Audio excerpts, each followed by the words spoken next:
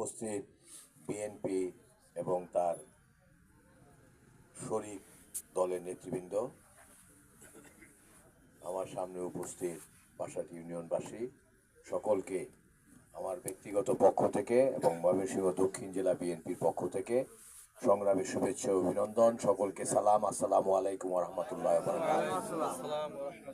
চেয়ারে বসতে যায় দেখলাম যে চেয়ার ভিজা গেছে, আপনাদের সবারই মাথা ভিজা গেছে, তাড়াতাড়ি করে টুপি ডাইনা বললাম। আমাদের আকরাম ভাই যে কথাটা বললেন, ধর্ম সম্বন্ধে উনাদের জ্ঞান বেশি।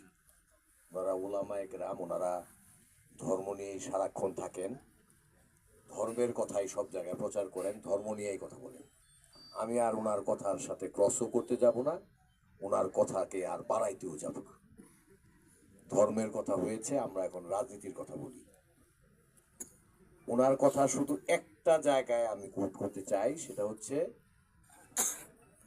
শুরু যেটা দিয়ে উনি করেছেন, কোনো একটা দল বলতেছে, কি কথাটা বলে শুরু করছে আজকে মাইকে, আলেম ওলামার মার্কা।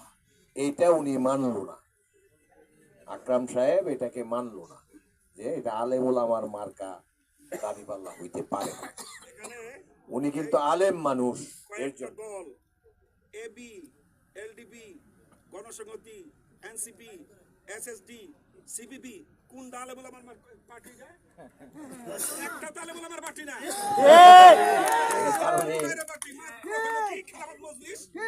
বাংলাদেশ খেলাফত মজলিস, খেলাফত আন্দোলন মাত্র 3টা পার্টি আছে।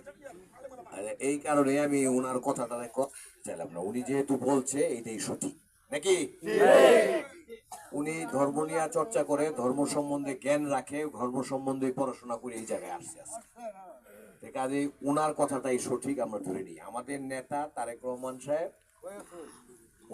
ওনার কথার সাথে একটা কথা সংযুক্ত করবো বলছি না, তারেক রহমান সাহেব ইতিমধ্যেই ঘোষণা দিয়েছেন আমাদের নবী হযরত মুহাম্মদ সাল্লাল্লাহু আলাইহি সাল্লাম যেভাবে যে তরিকার কথা বলেছেন, আমাদের তারেক রহমান সাহেব যদি বাংলাদেশের প্রধানমন্ত্রী হইতে পারেন, তাহলে উনি নবীর সুন্নাহ অনুযায়ী দেশটাকে পরিচালনা করবেন।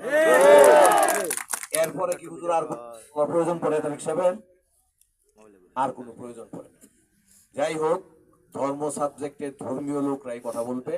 আমরা আপনারা বাসাটি পাশি, অনেক রাত্র পর্যন্ত বসে আছেন কষ্ট করিয়া, এর জন্যই থামছি। আপনাদের প্রোগ্রামটা কিন্তু অনির্ধারিত, আগে নির্ধারণ ছিল না, তাই না?